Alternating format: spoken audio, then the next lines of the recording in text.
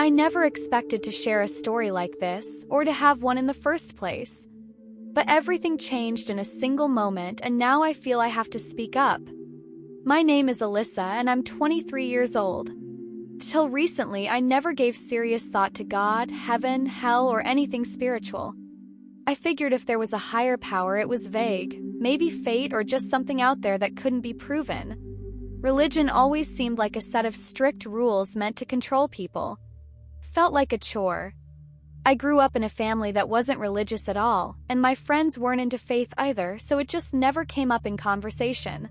If someone tried to talk about God or spirituality, I would smile politely, nod, and then steer the discussion somewhere else. I wasn't against it.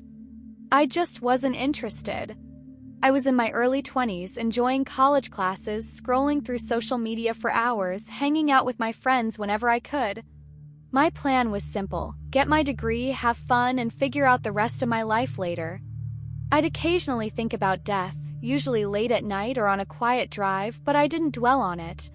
Life felt too short to waste time worrying about the afterlife. Sometimes I sensed an empty spot deep inside, a weird loneliness I couldn't explain, but I always distracted myself.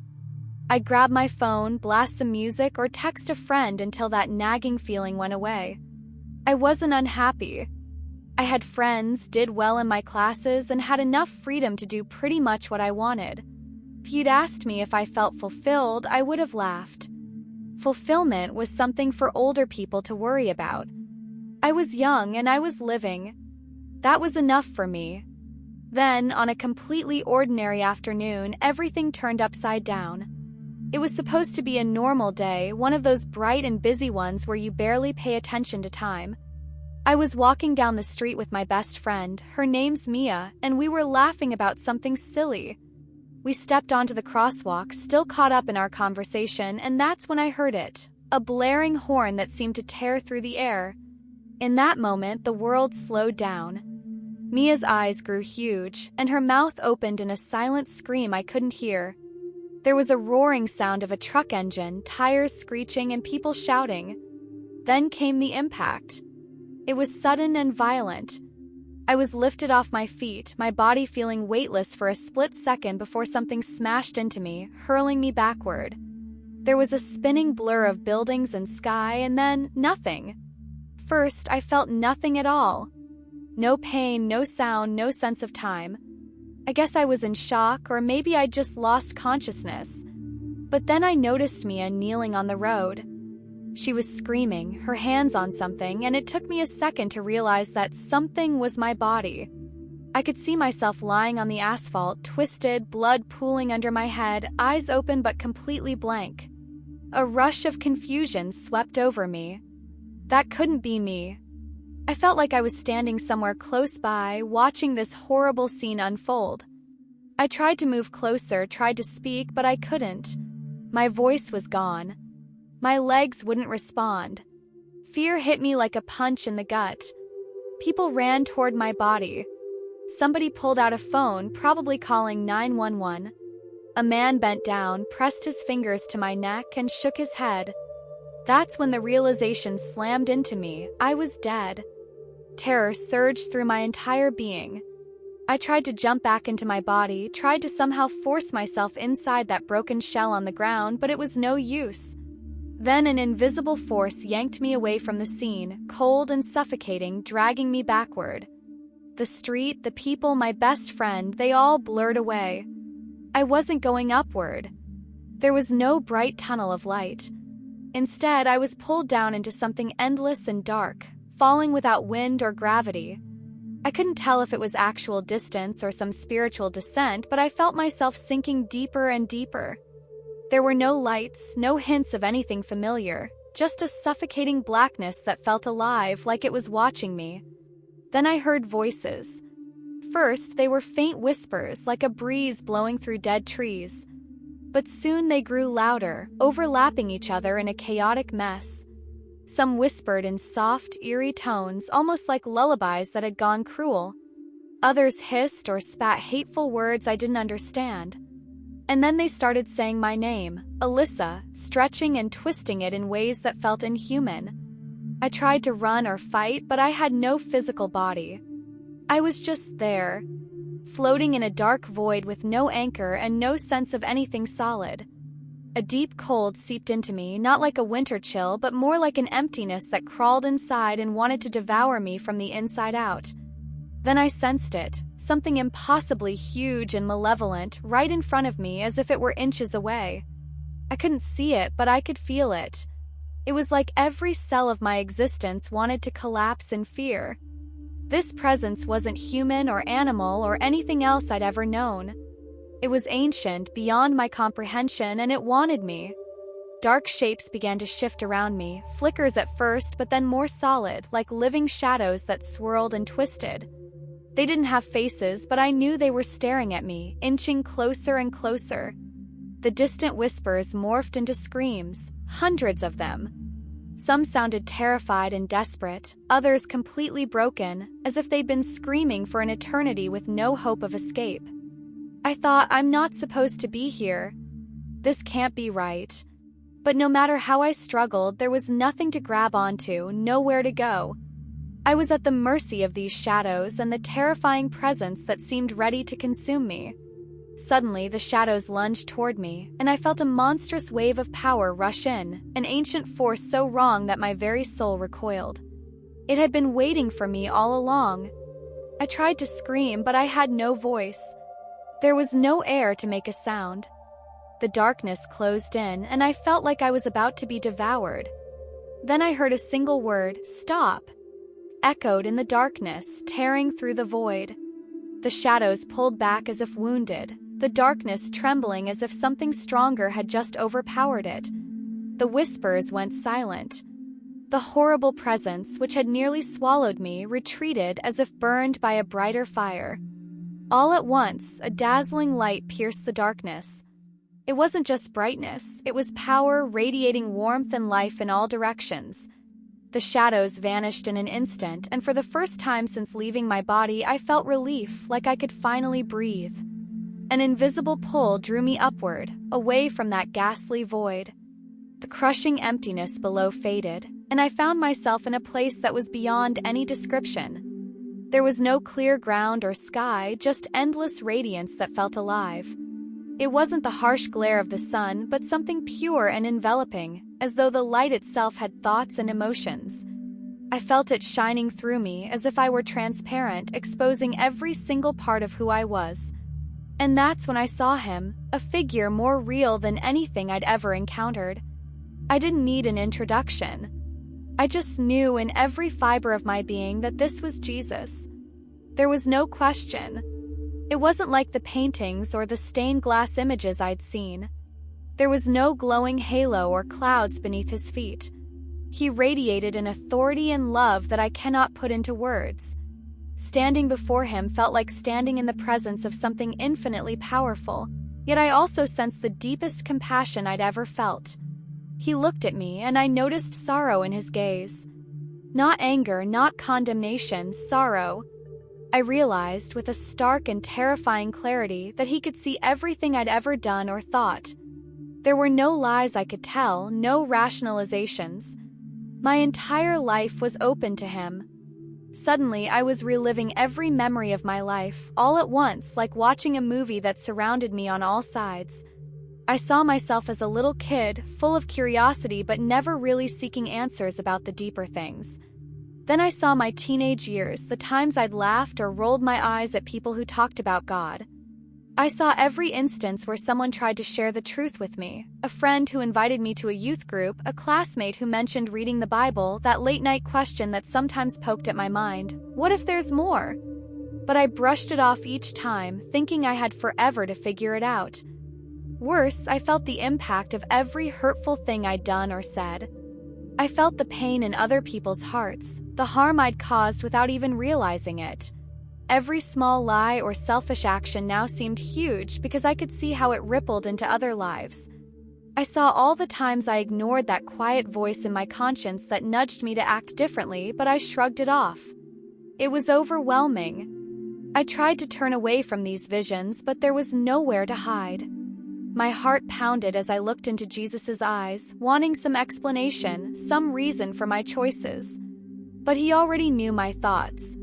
His voice wasn't loud or booming. It was calm, yet it carried the weight of eternity. "You were never meant to be in the darkness," he said gently. "But you chose it." A wave of remorse consumed me. He wasn't calling me evil or saying I hated God. He was pointing out that I had ignored him at every turn. I had refused the truth even though I'd had plenty of chances. Tears poured down my face, though I wasn't sure I even had a body anymore. His tone remained steady and full of compassion. "You lived as if none of this mattered, as if there was all the time in the world to consider me later." I realized I had lived my life totally self-sufficient, thinking faith was optional or silly, believing I'd make room for God when I was older. Now, standing before him, I knew how wrong I'd been. All at once, the brilliant light shifted, dimmed, and a different vision opened up before us. I saw the world, but in a horrifying state. The sky looked blackened, the air choked with some kind of toxic haze. Distant fires burned in cityscapes, and people ran through the streets in a blind panic. Strange shadows, shaped like vile creatures, roamed freely, and no one fled from them. Instead, many followed these shadows as if in a trance. "They will not see until it is too late," Jesus said. My heart pounded as I watched. People were laughing, partying, living their everyday lives as if nothing was wrong, even as the darkness thickened around them. I saw some realize the danger and try to run, but it was too late for them. They vanished into the chaos. Then my attention was drawn to a set of massive, glowing gates. They were made of pure light, standing in stark contrast to the darkness closing in. I recognized this as heaven, a place beyond time and pain. Many people raced toward those gates, screaming and crying for help, but just as they reached them, an unseen force yanked them back. Their faces twisted in despair. Some yelled, "I believed in you. I knew your name." But Jesus' voice, brimming with sadness, echoed, "They knew my name, but they never truly followed me." Crushed my soul to witness that. These were people who thought they were safe, thinking using Jesus' name was enough. But they had never formed a real relationship with him, never genuinely opened their hearts. They'd postponed commitment, figuring they could fix everything at the last minute. Then came another sight, a huge, glowing book. Its pages were made of something like fiery gold, and it turned on its own. I knew, without needing to be told, that this was the Book of Life. Names glowed in a burning script. Some began to vanish right before my eyes, leaving empty spaces. Jesus said, "These are the ones who once followed me but turned away." Broke me inside, thinking of friends and family who'd once shown sparks of interest and faith but slowly drifted off, lured by everything the world offered instead. The ground shook beneath us. A presence of light and fire stood next to Jesus, an angel, fiery wings extending, radiating unimaginable power. His voice thundered, "The time is near. Judgment is coming. Many will be lost." I felt overwhelmed. "Most of them don't see it, do they?" I whispered, shaking. Jesus met my gaze, sorrow in his eyes. "No. Most are too distracted by their daily lives to notice what's coming." I thought back to all the times I'd rejected that gentle tug at my heart, the times I'd rolled my eyes at believers or scrolled past messages about God. I'd been blind too. Some hope flickered in my chest. "They still have a chance, right?" I asked. He nodded. "As long as there is life, there is hope." But I felt the urgency of time running out, pressing down on me.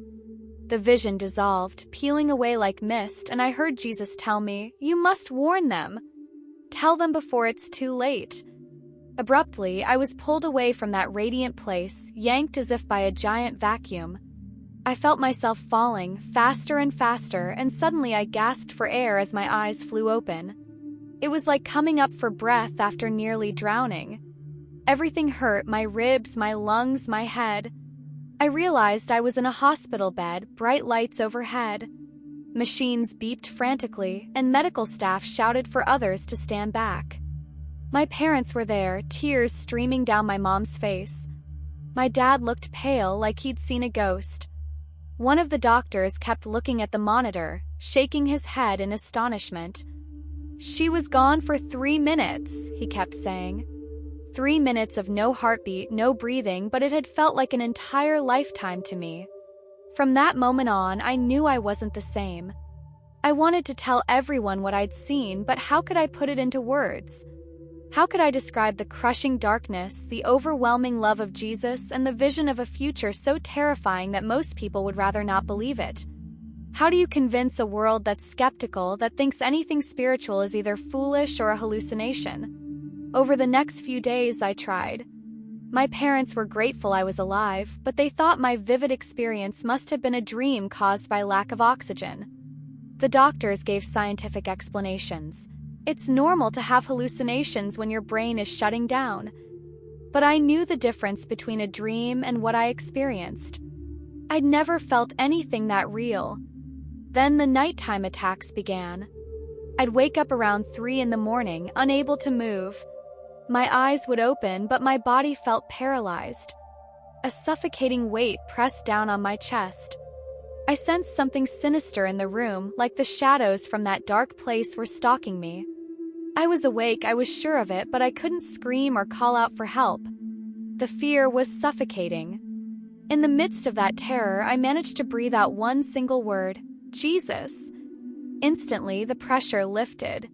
Presence vanished. It was as though the darkness fled at the sound of his name.